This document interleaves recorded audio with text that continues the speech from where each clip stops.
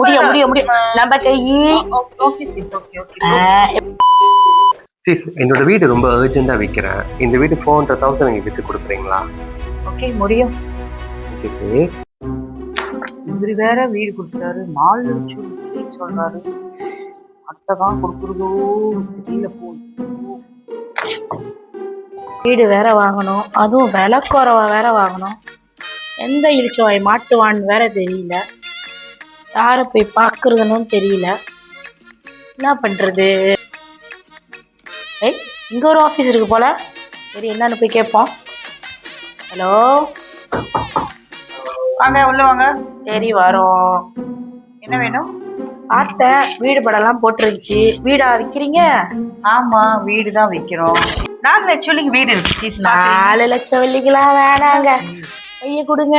இருங்க இருங்க இருங்க இருங்க இருங்க. இது உங்களுக்கு தெரியாதா? இப்ப பாருங்க.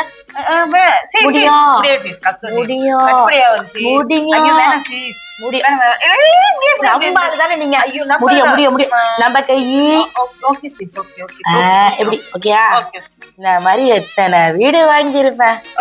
சரி, குண்டனோட எடுத்துக்கவா? ஓனர் கொடுத்து 2 நாள்ல வீடு விட்டேன். இதை எப்படியாச்சும் மாடிச்சு சொல்லிங்க. சீஸ், கால் பண்ணி வர சொன்னீங்க. என் வீடு வித்துட்டீங்களா நீங்க?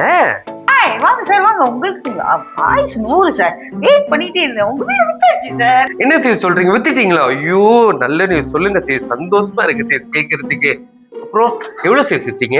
யாருமே இந்த மாதிரி வித்துருக்க மாட்டாங்க சார். நீங்க கொடுத்து 2 நாள்ல பாருங்க, உங்க வீடு நான் வித்துட்டேன். 2 நாள்ல 2 லட்சம் வெள்ளிக்கு வித்துட்டேன்.